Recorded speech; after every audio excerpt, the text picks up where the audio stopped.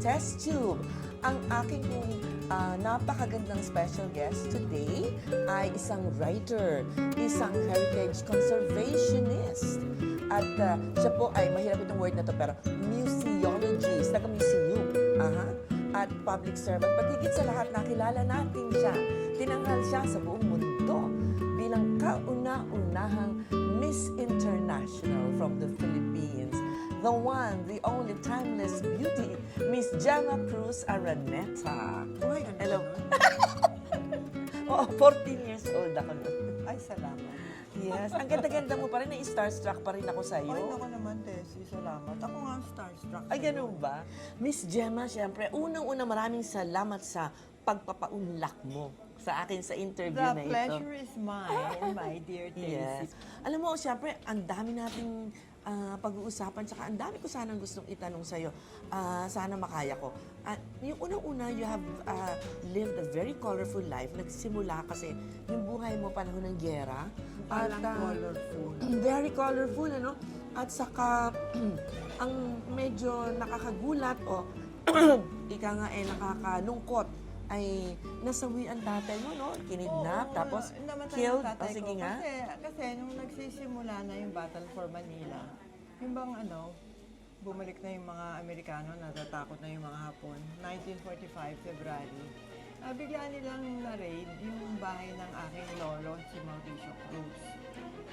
Alam mo, nung panahon ng Hapon, doon kami nakatira lahat.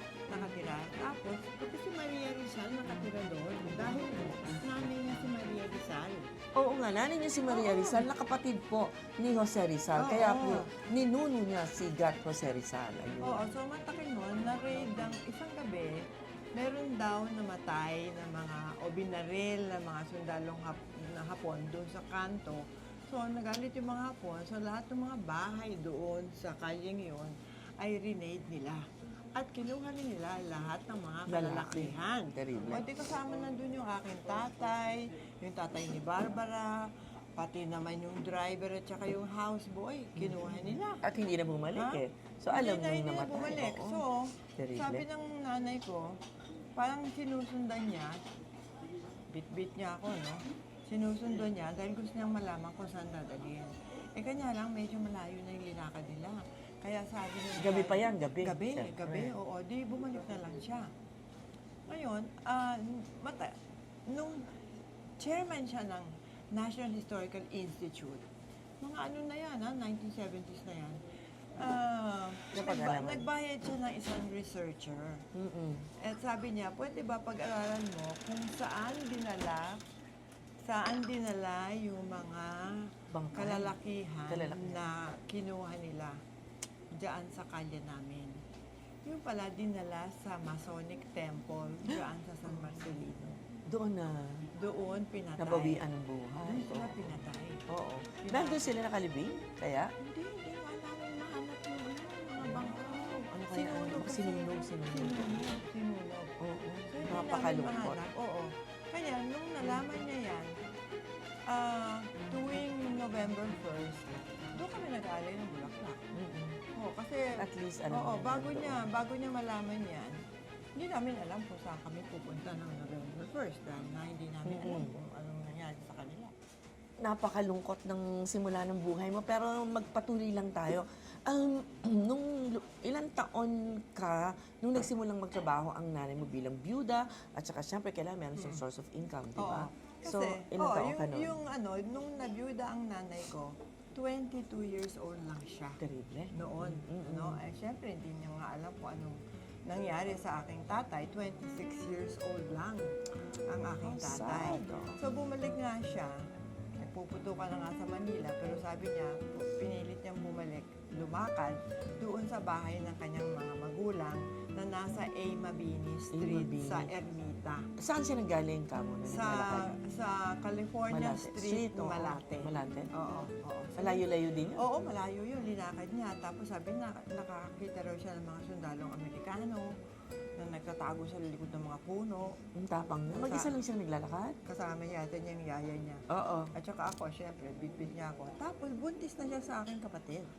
God, oo. Sabi niya, nung minsan, dumaan siya sa isang kanto, may mga soldadong Hapon. Tapos, kinuha daw ako. Kinuha ka? Oo, pinagpasa-pasa daw ako. Naku, So, terrible. natakot Baka daw siya kasi nakyutan sa'yo. may mga balita nga na gano'n ang ginagawa nila sa mga baby. Kinukuha nila yung kanilang bayoneta, itatapon yung baby sa Tapos tutusukin. tutusukin. So, takot na takot siya na baka raw gano'n Binigay gawin niya? sa akin. Oh, binigay Pero, sa awa ng Diyos, sinoli ako. So, pumunta na siya doon sa bahay ng kanyang mga magulang sa Mabini. Ngayon, nagkasalisi sila nung kanyang kapatid na si Dr. Mario Guerrero kasi nabalitaan nila na dyan raw sa Malate, nagwala yung mga Hapon, kinuha lahat ng mga kalalakihan, sinunog yung mga bahay, gano'n. So sabi nila, ay naku, dyan nakatira yung kapatid namin. So yung aking uncle Alam na na si nila may Mario, nangyari. pumunta naman siya doon sa Malate, nagkasalisi. Sabi nung tiyo ko, pagdating raw niya doon sa bahay ng mga Cruz, sinusunog na nga, tsaka ang dami raw patay. Siguro yung mga nasa kapitbahay, doon na lang dinala. Sabi niya, alam mo, talagang hinanap kong nanay mo. Yung mga bangkay, talagang ginagano ko, my hinanap kong God. nanay mo kasi akala ko namatay, Namatay na siya. na lang. Oo, yung pala, mabuti na lang, nakauwi na siya doon sa Mabini. Parang pelikula pala talaga Oh, di ito. ba? Oo, Killing Oo. Fields.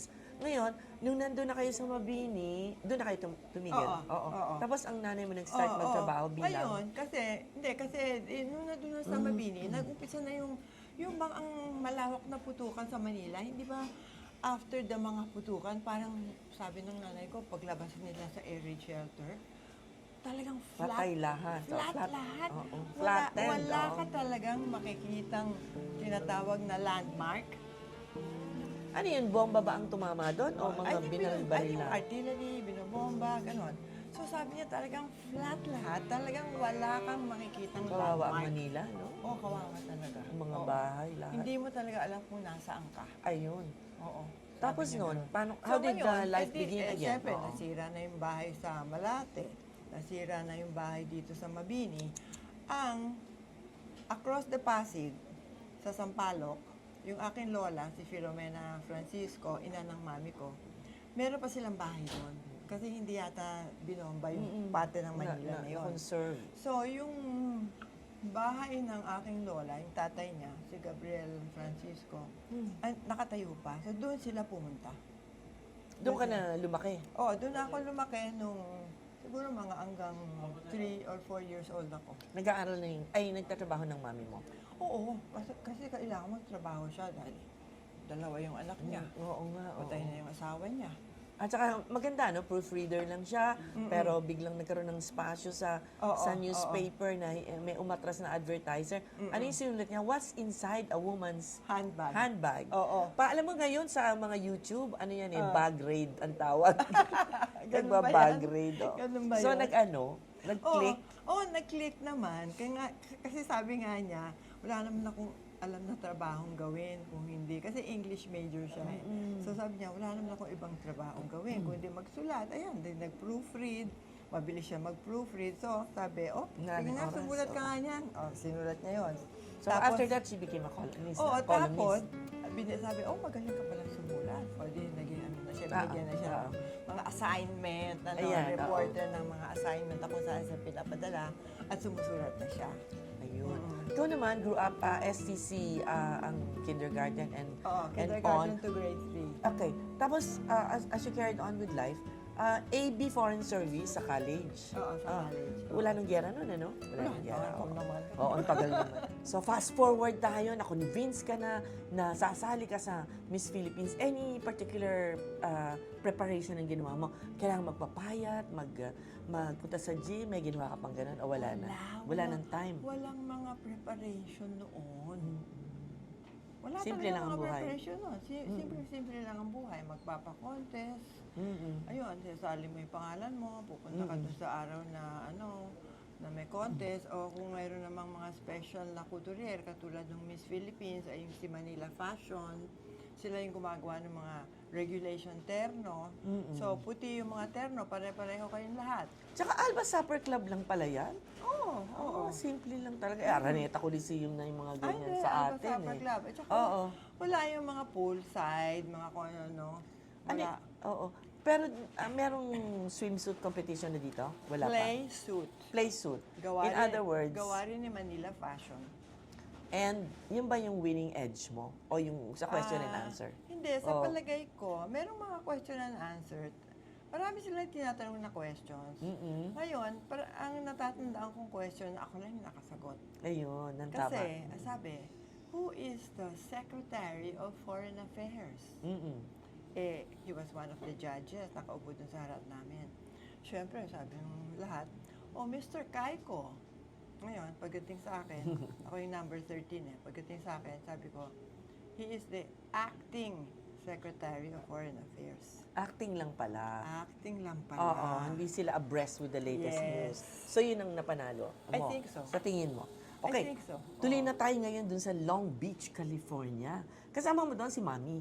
Ang Gusto niyang traveling sumama. companion mo. Siya, gusto niya sumama. Mm-mm. Sabi niya sa akin, I have to go with you so you will not make a fool of yourself. Naku, masyado. Anong naramdaman mo doon?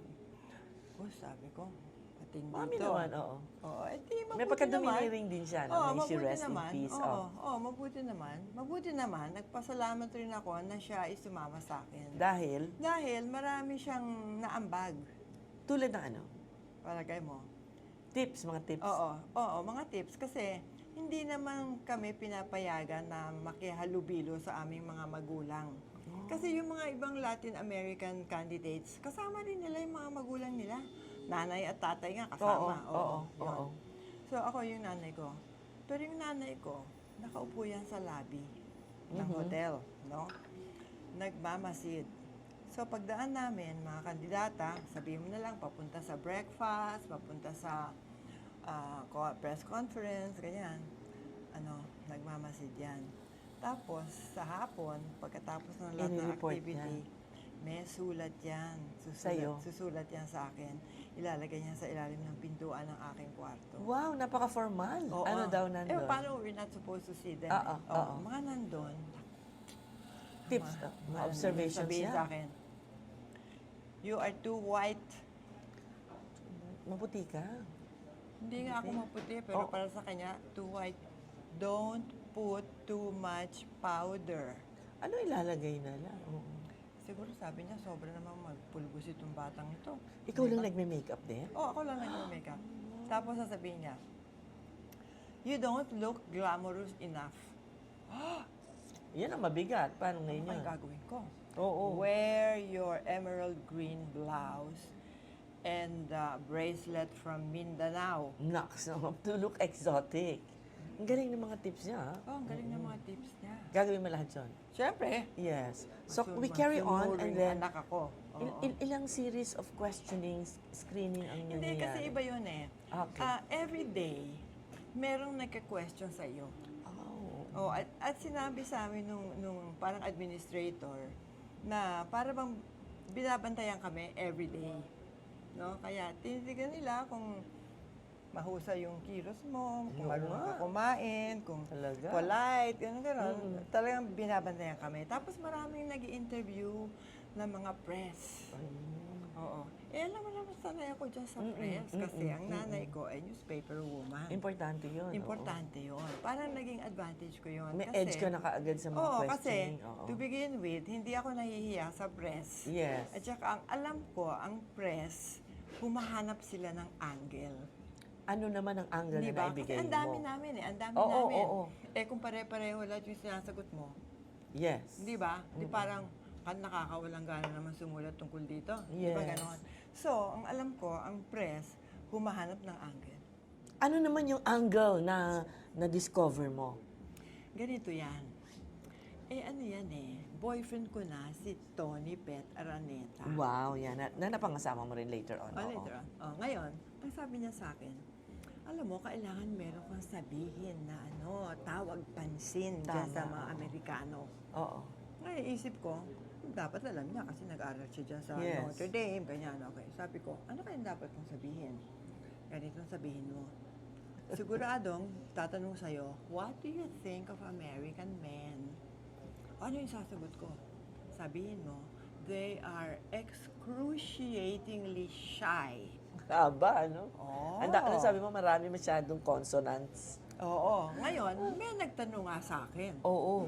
Oo na, what do you think of American men? Eh, di sinabi ko na nga yun.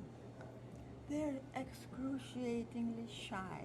Nako. Mantakin mo, the next day, lumabas sa Dyaryo. newspaper. Quotable quote eh. Oo. Tapos, ikwento mo yung Okay, tapos, mga dalawang lalaking pumalit. ngayon, di sinabi ko na nga yun, ang roommate ko si Miss Nevada. Nevada, Ngayon, yung kwarto namin, para bang merong bubong sa ilalim. Siguro may function room sa ilalim, gano'n. So, isang bago kami matulog, na dumudungan kami, meron dalawang binatang Amerikano. Umaakyat sila dun sa bubong. Hala, sabi ng roommate ko, ikaw kasi kung ano-ano sinasabi mo. So, ang ginawa ko, kunyari sumigaw ako, hi! Tapos, sinumbong namin doon sa aming chaperon. Tumawag yata ng pulis yung chaperon. Ano, nakulong? Hindi, ewan ko. Tapos, nakita na lang namin, may umaakit ng dalawang pulis doon sa bubong. Natakot si Miss Nevada. Sinarado yung bintana. Oo. Tapos, kunento ko sa mami ko. Sabi niya, tignan mo naman itong mga Amerikana. Takot pala sila doon sa kanilang mga pulis. Oo, totoo. Ay, grabe. So yun ang mga ganong angle. Tapos, syempre naman, nung panahong yun, kasagsagan ng Vietnam War. Yes. Diba? Oo. Minsan nga, dinala kami sa isang ospital para bisitahin yung mga nasugatan sa Vietnam War. Ay, naisip ko, kailangan yata banggitin ko ito. Di ba? Ngayon, sabi ko, I thought I would not be able to come to participate in this contest because of the Vietnam War. My parents didn't want me to come. Tama naman yung angle na yun. Dangerous. Kasi at that time, may binomba yata yung mga Amerikano sa Vietnam. Oo. So anyway, yun yung sinabi ko. Reaction na naman yan. Naku, may tumawag Controversial, sa akin. May tumawag sa akin, Filipina. Tumunog yung telepono, landline, no? Hello? Are you Miss Philippines? Yes, ma'am. Galit? Oo. Gusto mo bang manalo o matalo? Stop talking about the Vietnam War. Sabi sa akin gano'n. Ano sagot mo? Binagsakan ako ng telepono. Bagsak na, hindi mo na nasagot. Hindi ko na nasagot. Binagsakan ako ng telepono. Salbahe. Hoy, sabi ko, mukhang effective yung... Ayan. Panalo. Pero, diba? ayan. Oo. Di ba? Ay, may totoo naman, hindi ko naman iniimbento eh. Talaga namang may Vietnam War noon eh. Kasagsagan pa nga eh. Oo. Kaya sinabi ko. Yung naman, may intriga ba sa'yo na ayaw mo daw mag-swimsuit? May swimsuit competition? Ano yan? Paano daw? Marites. Isang As they say. chika, oo. Kasi, Kuryente, Hindi kasi, dumating kami ng mami ko sa gabi. Kasi nga, na-delay yung Philippine flight. Airlines. Oo. Alam mo naman yung Philippine Airlines, yung araw parating Late, oo. Hindi na ngayon. Hindi na. Bago na. Ngayon, late na nga kami. Gabi na kami dumating dun sa Long Beach, Lafayette Hotel.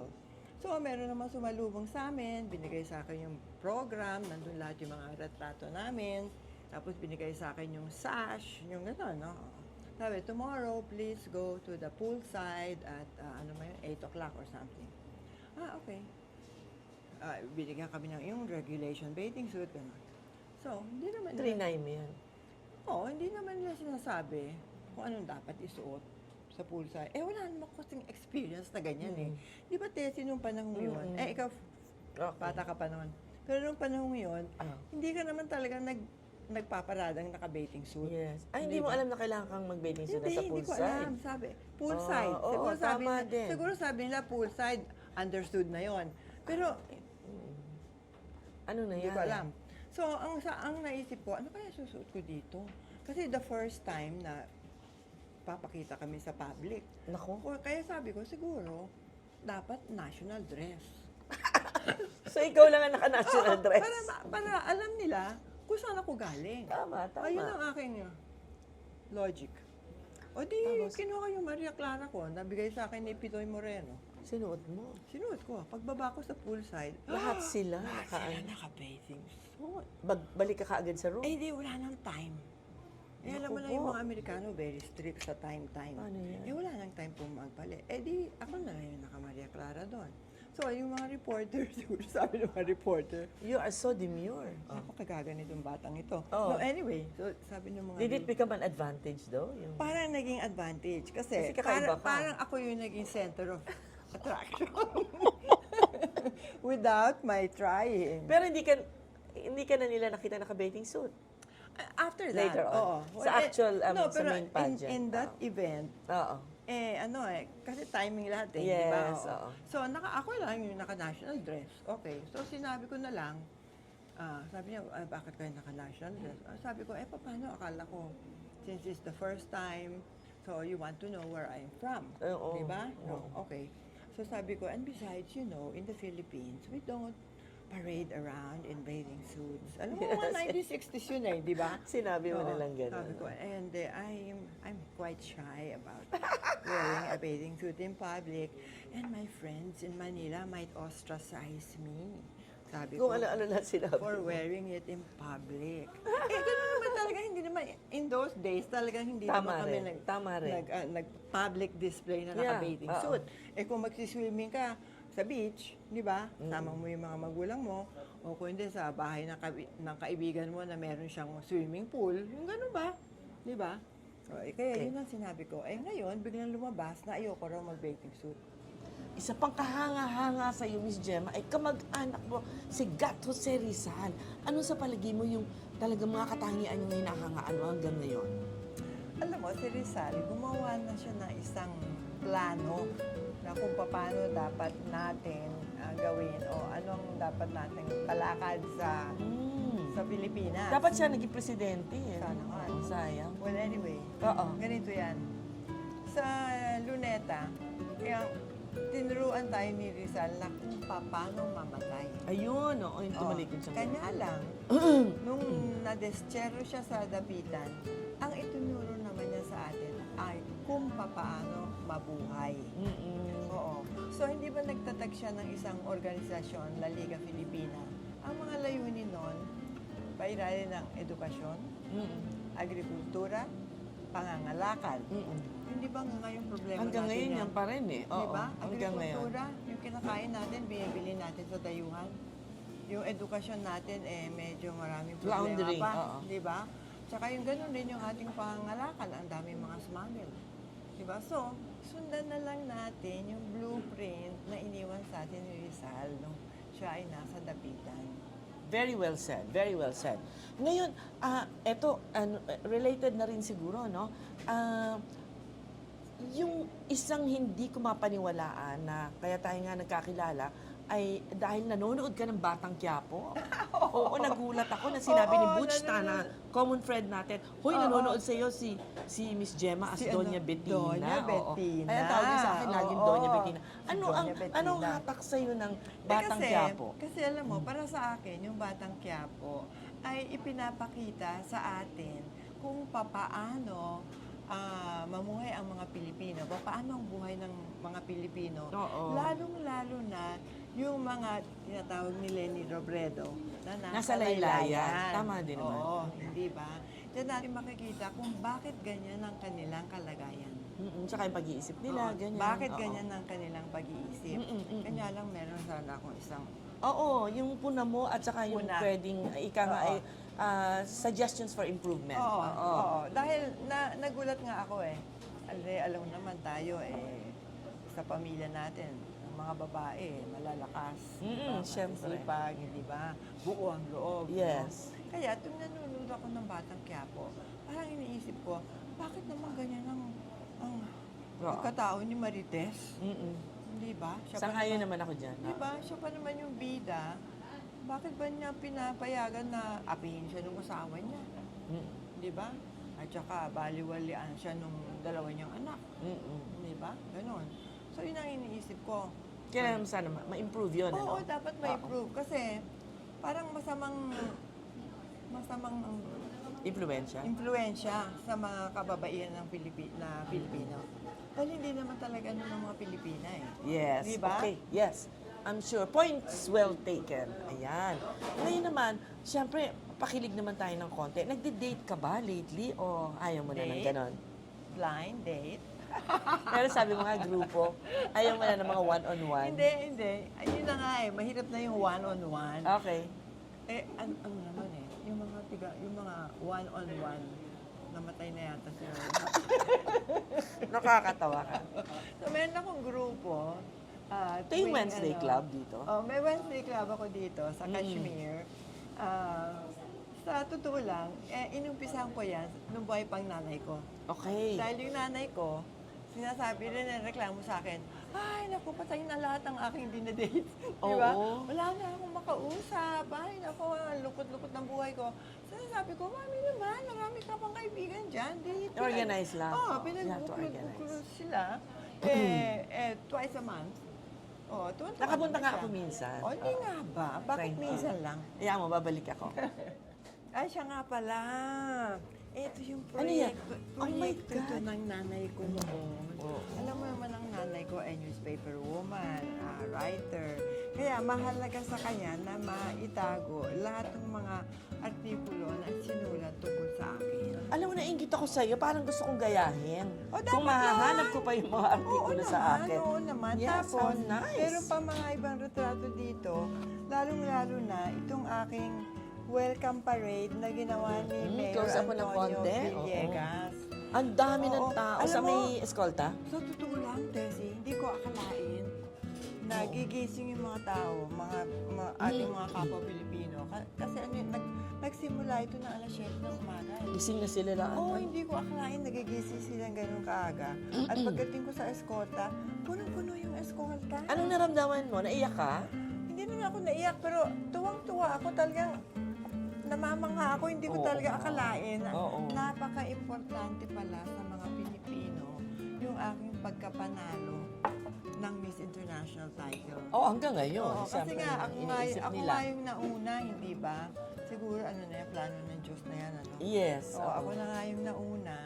Tapos, natuwa talaga ang ating mga kapwa Pilipino. Tapos meron pang nagsasabi sa akin, hanggang ngayon, kuminsan, naglalakad ako sa mall, no? Biglang meron lalapit sa akin, sasabihin sa akin, ay, hindi ba kayo si Gemma Cruz? Opo. Alam niyo, pinalitan niyo ang buhay ko. Ha? Wow. Sabi ko, bakit? Dahil nung araw ho, hindi ba yung mga morena, mga pangit daw tayo, morena ho kayo, nung kayo yung nanalo, sabi niya gano'n. Kaya nagpalit raw yung buhay niya. So, black is beautiful. Sabi Parang sa akin, ganyan. Parang gano'n nga eh, oo. Siyempre, bago tayo matapos, kailangan sabihin mo sa akin ang iyong beauty secrets. Bakit hanggang ngayon you are so ravishing and so well preserved? Yan. Kaibigan ko yata itong si Tessie. Siyempre. Tagahanga. Wala naman secret yan, Tessie. Sigurado ako pareho tayong mga secret. Kasi, siyempre tatanggapin mo na ang daloy ng panahon. Yes. Di ba? Oo, hindi naman pwedeng ang mukha mo ngayon ay katulad ng mukha mo nung 20 anyos ka. Kaya wag ka masyadong titingin sa mga younger pictures mo kasi malulungkot ka lang. Oo, Tapos, oo. Tapos, ang ginagawa ko lang naman, simple lang, matutulog ako sa oras, hindi ako mabibilang like what sa time do you araw. sleep? 10, 11? Ganun, mga 10, 11. Minsan nga, hindi ko namamalaya ng oras. Alas 2 ng umaga pa pala Dahil nanonood ka pa. nanonood pa ako ng Batang Quiapo. Ay! Replay. Replay? Talaga ganun mo kamahal ang batang Quiapo, ha? O, tapos? Anyway, ganun, di ba? Tapos yung bihis mo, yung pag-makeup mo, dapat yung bagay sa edad mo. Tsaka Diba? nagpipilates ka. Oo, nagpipilates ako. Nag-acupuncture. O, 2 beses sa isang linggo, nagpipilates ako. Masipag. Oo, dahil alam mo, yung pilates, hindi nakakapagod na exercise. Kahit na Susubukan bumabata ko ka, yan. bumabata ka ng mga weights, no? Pabigat. Oo. Nakahiga ka, Oo, tsaka oo. gumagalaw yung yung kama. Ayun. Oo. Yaan Tapos mo. sasabihin mo sa Pilates instructor mo, gusto ko sana magkaroon ako ng muscle dito. O, bibigyan ka niya ng exercise. Basta nakahiga pa rin. Oo. Bongga. Ganon. Alright. At dito natin po wawakasan. Pero siyempre, itutuloy naman natin dahil nandito po tayo sa Kashmir, sa Forbes Park, ang exact San location Antonio natin. Plaza. San Antonio Plaza. At Kinley patitikimin. Road. patitikimin tayo ngayon ng kasarapan ng kanilang food dito. Owned by Miss Gemma's son, si Leon Leon Araneta. Araneta. Yeah. Ayan. What is this? So, Tessie, ito Kashmir Restaurant ay lumang business na ito. Oo. Mula pa noong 1975 yung Oo, tinatayo. oo. Kanya lang, yung mga may-ari, yung kanilang mga anak, hindi na yata interesado Ayun na, sa oo. business. Kaya binili naman ng aking anak.